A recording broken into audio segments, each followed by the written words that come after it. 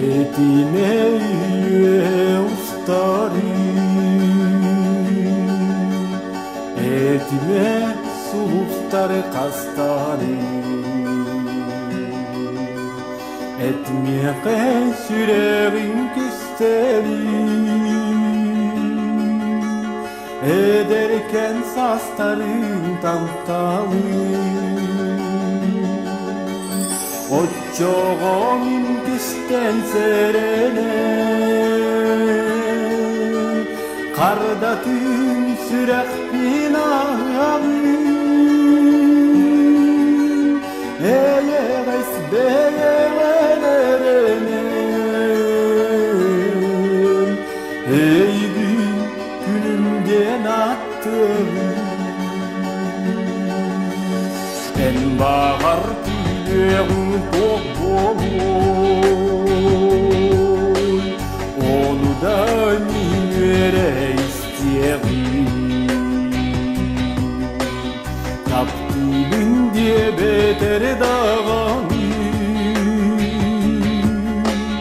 irbat edildi sanırım. Ocağın kışten serene, karda sürek binağın, eyeğes beyeğlerim, ey günümden attım.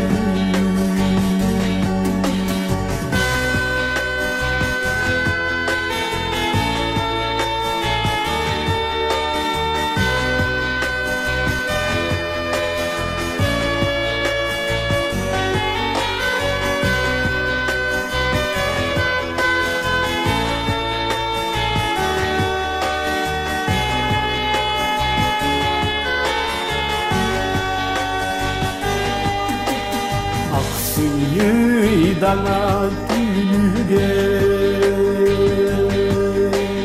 ataran urguydum kamsiyarı,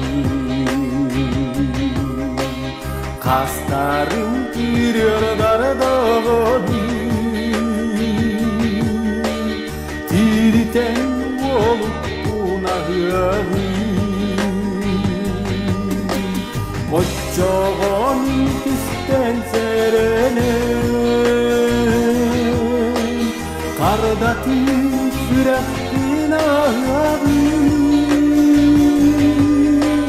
eyeğes beyeğlerim, ey günümden attım. Ocağın kışten serene, karda sürek binağın,